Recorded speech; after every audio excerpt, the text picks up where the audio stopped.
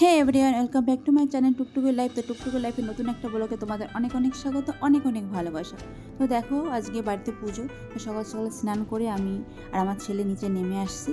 তো এখানে এসে আমি আলপনা দেবো, তার আগে আমার দুই বৌদি মিলে সব কিছু গুছিয়ে নিচ্ছে এখানে ওরা দুজন। আর এদিকে দেখো, সব মা, কাকিমা, জেঠিমা, মায়েমা, বৌদি অনেকে আছে, সবাই মিলে এক রকম কাজ করছে। এখানে নাড়ু, মুড়ি টুড়ি সব তৈরি হচ্ছে। এখানে একজন মালা গাচ্ছে, এখানে একজন শাক কাটছে। আর এদিকে দেখো, এখানে হলো খিচুড়ি প্রসাদ দেওয়া হবে, তো সেটারই আয়োজন করা হচ্ছে রান্নাবান্নার। আর এখানে দেখো, আমি স্নান করে এসে অনেকে অনেক রকম কাজ করছে। এই কাজটা আমার ছিল, আমার দায়িত্ব ছিল যে আলপনা দেবো। তো সেটা আলপনা আমি দিয়ে নিচ্ছি। আর এদিকে দেখো, আমার বাবার অনেকগুলো বন্ধু মিলে এই সিঙ্গাটা নিয়ে এসছে মায়ের জন্য। তো সেটা কোথায় রাখা হবে, কি রাখা হবে, সেটাই একটা ব্যবস্থা করা হচ্ছে। তো ওইগুলো হয়ে গেল। তো এদিকে আমরা যাচ্ছি ঠাকুর আনতে, ঠাকুর আনার সময় হয়ে গেছিলো। ওরা যাচ্ছে টোটোতে করে, আর আমি আর আমার বর যাচ্ছি বাইকে করে। তো চলে আসলাম যেখানে আমরা ঠাকুর নিতে এসেছিলাম, তো সেখানে আমরা চলে আসলাম। তো এটা হলো বেতাই নতুন পাড়া বলে এখানে। তো এখানে দেখো, আমার বৌদি, দুই বৌদি ঠাকুরকে বরণ করে নেবে। তো এখানেই দুই বৌদি ঠাকুরকে বরণ করে নিচ্ছে।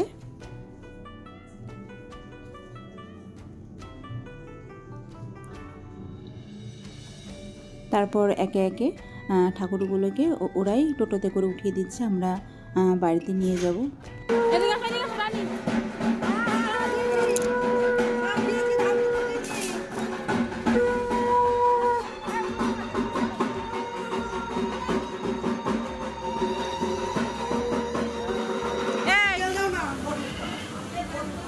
এরকমই ধরবো, হ্যাঁ, সুন্দর করে করবা।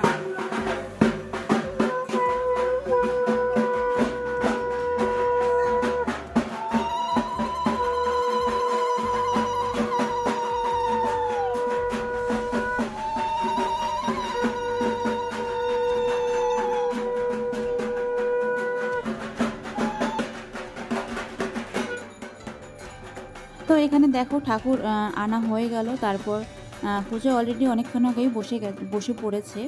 তো এখানে দুটো কালী আর দুটো পাঁঠার মানসিক ছিল বাবার। তো সেই দুটো পাঁঠাকে উৎসর্গ করে নেওয়া হচ্ছে। দুটো পাঁঠা বলি দেওয়া হবে মায়ের সামনে।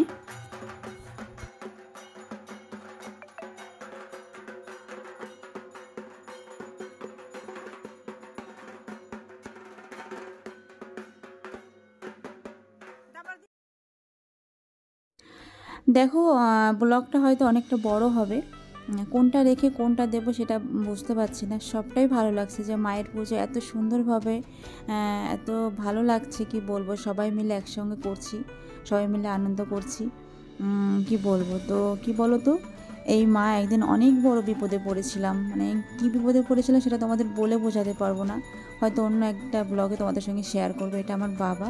তো বাবার প্রচণ্ড শরীর খারাপ ছিল। তো সেই অবস্থায় বাবাই মানসিক করেছিল যে মা, আমাকে তুমি ভালো করে দাও, তো আমি এরকম পুজো করবো বাড়িতে। তো সেই পুজোই আমরা আজকে করছি। তো যতটুকু মানে পেরেছি তোমাদের সঙ্গে শেয়ার করেছি। তো দেখতে থাকো ব্লগটা, আশা করি ভালো লাগবে তোমাদের। আর তোমরা আশীর্বাদ করো, যে যেখানেই থাকুক, যে সবাই ভালো থাকুক, মা যেন সবাইকে ভালো রাখে, আর আমার বাবাকেও যেন ভালো রাখে।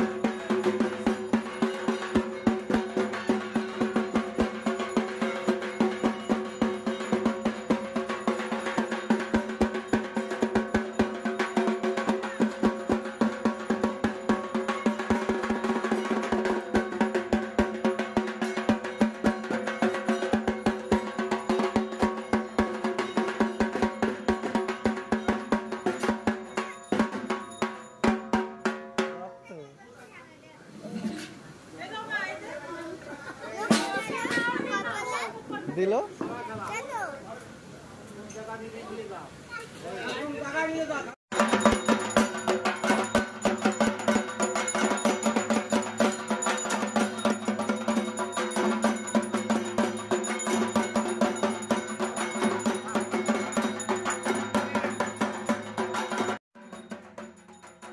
এখানে আমাদের অঞ্জলি দেওয়া হয়ে গেছে আর খুব ভালোভাবে পুজোটা আমাদের সম্পন্ন হয়েছে।